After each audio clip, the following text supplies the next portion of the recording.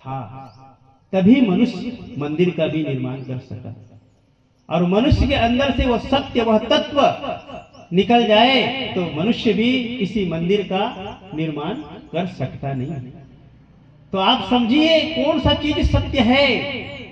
मंदिर सत्य है, उसमें बैठी हुई मूर्ति सत्य है, कि उसको बैठाने वाला सत्य है, कि उस मंदिर को जो निर्माण करने वाला सत्य है।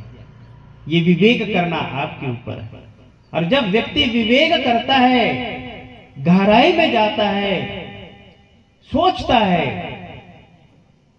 तो एक ही चीज मालूम पड़ता है कि वास्तव में सज्जनों, वह तत्व जो हमारे अंदर है, वही तत्व के बदौलत इस मनुष्य के भी इस संसार में जन्म होता है। और मनुष्य ही इस संसार में जितने भी ये मंदिर मस्जिद जितने भी हमें दिखाई देता है, जिसमें हम मूर्ति स्थापित करते हैं और उसको हम भगवान मान लेते हैं, लेकिन वास्तव में देखा जाए ना,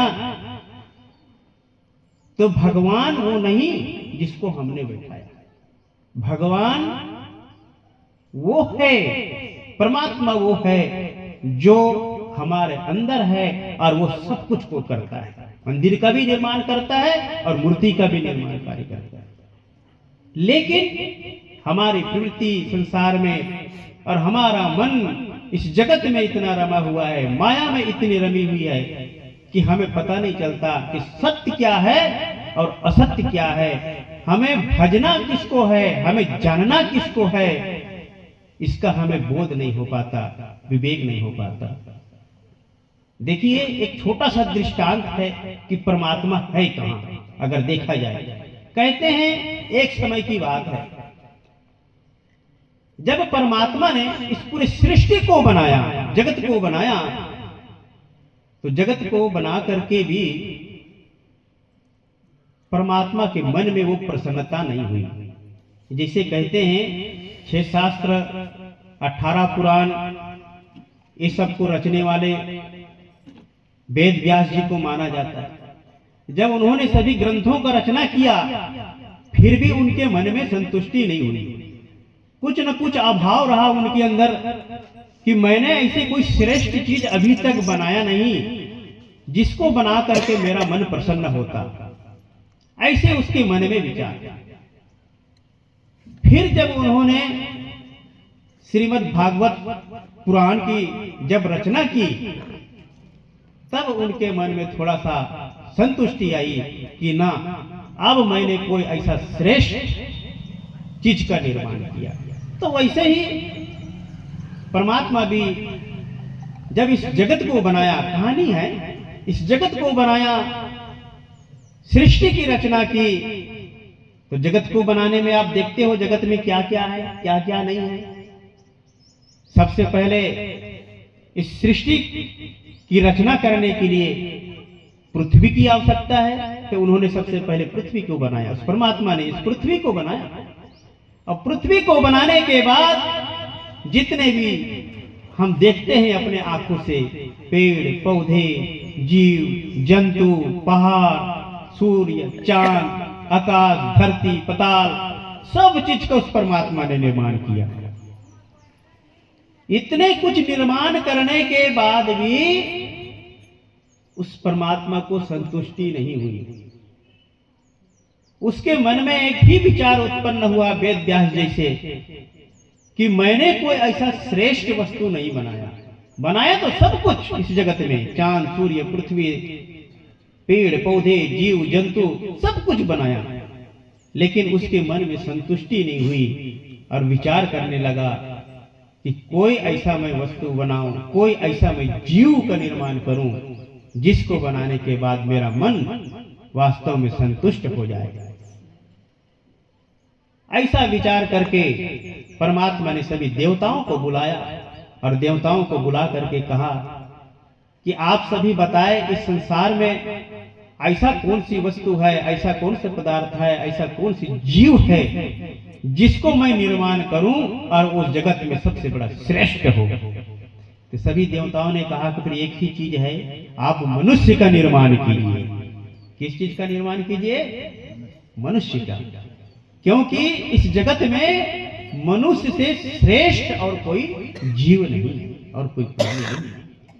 तो भगवान के भी मन में जच गई ये बात, और उसने कहा ठीक है, मैं जगत को तो बनाया ही बनाया, लेकिन एक ऐसा श्रेष्ठ जीव का निर्माण करता हूं। ऐसा सोच करके वहां परमात्मा ने मनुष्य को भी बनाया, लेकिन मनुष्य को बना करके परमात्मा प्रसन्न नहीं हुए, अभी तो मनुष्य को बना करके वह परमात्मा भी बड़ा दुखी हो गया मन से।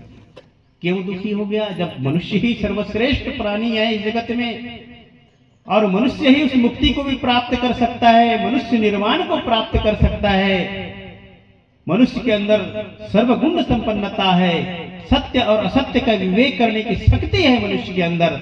जब इतना श्रेष्ठ प्राणी आपने बनाया, फिर भी आपके मन में वो प्रसन्नता नहीं। तो परमात्मा कहते हैं कि देखो जी, मैंने मनुष्य को बनाया तो जरूर, लेकिन मैं मनुष्य से ही परेशान हो गया। का बनाया तो जरूर, लेकिन मैं मनुष्य से ही परेशान हो गया। लोगों ने कहा आप क्यों परेशान हो गए, कैसे परेशान हो गए? कहा मैंने मनुष्य को सर्वगुण संपन्न बनाया, विवेक दिया, बुद्धि दिया, विचार दिया, लेकिन वही इसकी बुद्धि, वही इसके विचार मेरे को तंग कर रहा है। कहा क्यों? कहे कि कोई आता है मेरे पास और वो यही कहता है कि भगवान आज रात ना हो, आज दिन ही दिन हो। तो कोई दूसरा व्यक्ति भी आता है, वो कहता है परमात्मा के पास कि भगवान दिन ना हो, रात ही रात हो। कोई तीसरा व्यक्ति आता है, वो कहता है नहीं बारिश खूब होनी चाहिए। और चौथा व्यक्ति आता है, कहता है कि बारिश खूब नहीं होनी चाहिए। तो जितने लोग आते थे वो उतने ही उनकी मांग थी। इसलिए परमात्मा ने कहा मैंने मनुष्य को बनाया तो जरूर, लेकिन मैं भी इस मनुष्य से परेशान हो गया। अब मैं इस मनुष्य से दूर जाना चाहता हूँ, इनसे मैं दूर जाकर कहीं रहना चाहता हूँ, ताकि ये मनुष्य मेरे पास आ न सके। कहते हैं उन्होंने फिर एक बार सभी देवताओं को अपने दरबार में बुलाया और बुला करके कहा देखो जी, मैंने श्रेष्ठ प्राणी मनुष्य बनाया, लेकिन मैं इन मनुष्यों से परेशान हूं।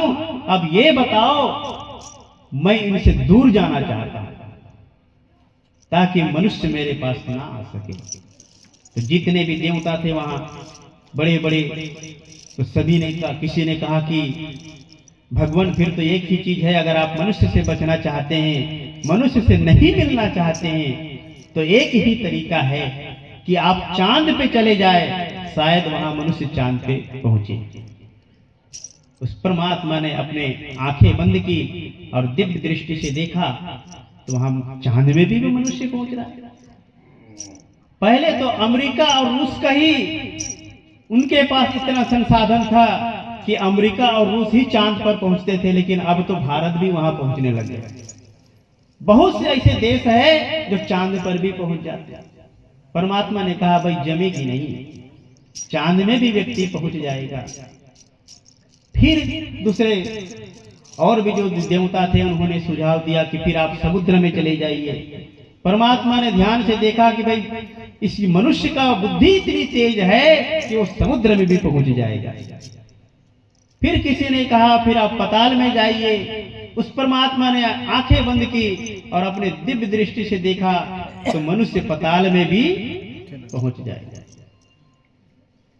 फिर तो कोई बात सूझी नहीं। फिर एक बहुत बुजुर्ग सा जो देवता था, बुजुर्ग देवता, क्योंकि बुजुर्गों के पास अनुभव बहुत होता है, तो वो धीरे से उस परमात्मा के कान में जाकर के कहा कि महाराज तब तो एक ही ऐसा जगह है, आप जिस जगह पे अगर चले गए तो वहां शायद कभी मनुष्य वहां पहुंचे। उन्होंने कहा वो कौन सी जगह है जहां ये मनुष्य पहुंच नहीं सकता? तो धीरे से उसके कान में आकर के वो बुजुर्ग देवता ने कहा भगवान वो मनुष्य के अंदर ही है, अगर आप मनुष्य के अंदर ही चले जाएं तो शायद कभी मनुष्य कभी अपने अंदर को देख सके, क्योंकि मनुष्य कभी भी अपने अंदर को देखता नहीं है। इसलिए उस परमात्मा मनुष्य के अंदर ही विराजमान। ये कहानी कहां तक सत्य है ये तो पता नहीं, लेकिन एक बात परम सत्य है कि वह परमात्मा परम तत्व के रूप में वह परमात्मा हम सब आपके हृदय में विद्यमान है।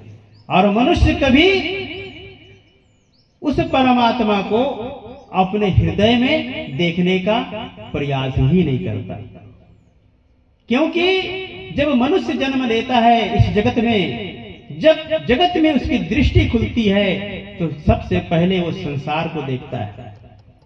जब हम संसार को देखते हैं तो हमारी वृत्तियां हैं, मन है, वो कहां जाती है? संसार की ओर जाती है, संसार की ओर जाती है। कभी हम अपने अंदर में उतरने का कोशिश नहीं करते, प्रयास ही नहीं करते कि हम अपने अंदर में भी उतरे, उस तत्व का अनुभव करें। अपितु निरंतर हम इस जगत की ओर, बाहर की ओर ढूंढते, और उसी परमात्मा को कोई मंदिर में ढूंढता है, कोई मस्जिद में ढूंढता है, कोई पहाड़ों में ढूंढता है, लेकिन कभी भी अपने अंदर उसको ढूंढने का प्रयास नहीं करता।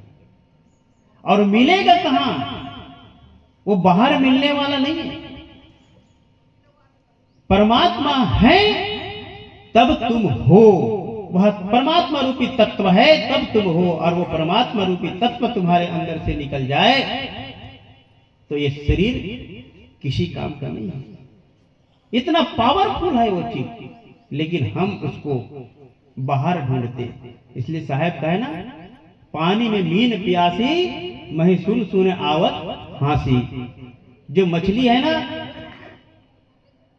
पानी में ही जन्म लेती है और पानी में ही मरती है, लेकिन उस पानी को नहीं जान पाती। क्यों नहीं जान पाती? क्योंकि उसकी प्रवृत्ति, उसकी मन सदैव बाहर की ओर दौड़ती। और जब तक मनुष्य बाहर की ओर दौड़ेगा, उस तत्व को बाहर ढूंढते रहेगा, तो एक जन्म क्या अनंत अनंत जन्मों तक वो बाहर ढूंढते रहे, लेकिन उस परम तत्व का उसे बोध नहीं हो सकता, उस परम तत्व का उसे अनुभव नहीं हो सकता। तो कहते हैं कि अगर उस तत्व को जानना चाहते हो, उस सत्य को जानना चाहते हो, उस आत्मा रूपी परमात्मा को जानना चाहते हो, तो अपने मन को अंतर्मुखी करना पड़ेगा, सच्चे सदगुरु के शरण में जाना पड़ेगा, क्योंकि गुरु कृपा से हम उस तत्व को जान सकते हैं। गुरु के माध्यम से, गुरु के बताए हुए साधन के द्वारा जब हम साधन में उतरते, ध्यान में उतरते, तब हमें उस तत्व का बोध होता है। गुरु के बताए हुए मार्ग पर जब हम चलते हैं तो हमारी जो मन की वृत्तियां हैं, इंद्रियां हैं, वो धीरे धीरे अंतर्मुखी होने लगती है। और जब अंतर्मुखी हो जाती है तो यही हृदय में वह तत्व का बोध होता है, वह तत्व का अनुभव होता है। लेकिन कब? जब हमारे जीवन में हमें सच्चे सद्गुरु मिल जाएगा। कहते हैं ना कि एक शेर था, शेर का बच्चा, और वह शेर का बच्चा बकरियों के झुंड में, भेड़ों के झुंड में बचपन से रहता था, और बचपन में से रहने की वजह से वह शेर का बच्चा भी अपने आप को भेड़ समझने लग गया था। कहते हैं एक दिन जंगल में वह भेड़ का बच्चा चल रहा था, घूम रहा था बकरियों के साथ में। तो उसको एक बड़ा शेर देख लिया और कहने लगा कि ये तो शेर है, लेकिन ये बकरियों के साथ घूम रहा है, इसका तो कोई औचित्य नहीं है कि बकरियों के साथ ही घूमे। वह बड़ा शेर जाता है उसके पास, उसको समझाता है कि भाई तुम इन तुच्छ प्राणियों के साथ घूम रहे हो, ये तो बहुत छोटे हैं, भेड़ हैं, और तुम इनसे बड़े हो, तुम जंगल के राजा हो, और इनके साथ क्यों घूम रहे हो? तो वह भेड़ के साथ रहने वाला शेर का बच्चा भी अपने आप को जो भेड़ समझता था, वो कहने लगा कि मैं कोई शेर वेर नहीं हूं, मैं भी एक भेड़ हूं, भेड़ का ही बच्चा। लेकिन वह शेर उसको समझाता है, अरे नहीं, तुम भेड़ नहीं हो, तुम वास्तव में इस जंगल के राजा शेर हो। उसको पकड़ करके लेके जाता है, कहां? एक तालाब में, और तालाब में ले जा करके कहता है, देखो इस तालाब के पानी में अपने मुखमंडल को देखो और मेरे मुखमंडल को देखो, मेरे मुख तुम्हारे मुख एक जैसे, और तुम्हारे मुख और उस भेड़ के मुख में कोई मेल नहीं खाता। तुम्हारे पूछे देखो और उसके पूछे देखो, उसके पूछ और तुम्हारे पूछ में कोई मेल नहीं, लेकिन मेरे पूछ और तुम्हारे पूछ मिलते हैं, मेरे मुख तुम्हारे मुख मिलते हैं, मेरे पैर मेरे हाथ सब कुछ तुमसे मिलते हैं, लेकिन तुमसे उन भेड़ों का कोई मेल नहीं। वो ऐसा उसको बोध दिलाता है। कौन? बड़ा शेर बोध दिलाता है उस छोटे शेर को। ऐसा ही हमारे जीवन में भी शेर रूपी निर्भ्रांत सदगुरु जब मिल जाते हैं तो वो तुमको बोध दिलाते हैं कि तुम शरीर नहीं हो, तुम आत्मा। जब इस प्रकार के बोध गुरु की कृपा से होता है तो निश्चित तौर पर व्यक्ति उस तत्व को जानने की ओर अग्रसर हो जाता है। तो मेरे कहने का मतलब यह है सज्जनों कि जीवन में सच्चे सदगुरु का होना बहुत जरूरी है। जब जीवन में सच्चे सदगुरु हमको मिल जाते हैं तो गुरु कृपा से निश्चित तौर पे उस तत्व का हमें बोध करने का अवसर प्राप्त होता है। और यह मनुष्य जीवन हमें इसीलिए मिला है कि हम उस तत्व को जाने। जब तक हम उस तत्व को नहीं जानेंगे तब तक इस जगत में हम आते रहेंगे और इस संसार के दुखों को भोगते रहेंगे, और अंत में जैसे सभी लोग चले जाते हैं इस जगत को छोड़ करके, ऐसे हम भी चले जाएंगे। फिर जन्म लेना, फिर मरना, इस प्रकार अनंत अनंत जन्मों तक हम उस दुख को भोगते रहेंगे जब तक उस तत्व को नहीं जान लेते। जब उस तत्व को जान लेते हैं हम तो निश्चित तौर से उस तत्व के द्वारा उस परमात्मा को जान लेते हैं। जब परमात्मा में यह जीव विलीन हो जाता है, आत्म तत्व उस परमात्मा तत्व में विलीन हो जाता है, वही उसको मुक्ति प्राप्त हो जाता है, उसी को मुक्ति कहा गया है। फिर इस जगत में इस जीव का आना जाना नहीं होता, फिर मुक्त हो जाता है। और ये मनुष्य का शरीर इसी मुक्ति को पाने के लिए मिला है।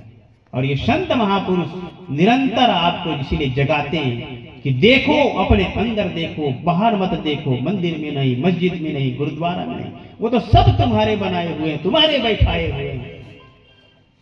अगर जानना है, इस दुख से बचना है, बार बार जन्म और मृत्यु के निर्वाण को प्राप्त करना है, तो उस तत्व को जानना, उस परम तत्व को जानना, जिसके जानने के बाद और इस जगत में कुछ जानने को रहता है। इसीलिए सज्जनों, ये हमें सुंदर अवसर मिला है, सुंदर समय मिला है मनुष्य रूपी तन उस तत्व को जानने के लिए। और हमारे संत महापुरुष उसी को जनाने के लिए तो ये सत्संग करते हैं, उसी को जनाने के लिए सत्संग करते हैं। और ये महीना आपके पूरे छत्तीसगढ़ में जगह जगह सत्संग चल रहा है। संतों को क्या पड़ी है, लेकिन संत परोपकारी होते हैं, इसलिए आपको जगाते हैं कि जागो, जानो उस तत्व को, जिसको जानने के बाद और कोई जानना शेष नहीं रह जाता। तो हमें ये सुंदर अवसर मिला है और इस अवसर को हमें खूब भुनाना है और सच्चे सदगुरु की शरण में जाकर के ध्यान में उतरना है, साधना में उतरना है और अपने मन को अंतर्मुखी करते हुए उस तत्व का हमें बोध करना है। चली गई, तत्व जान लिया लगता है। समय हो गया।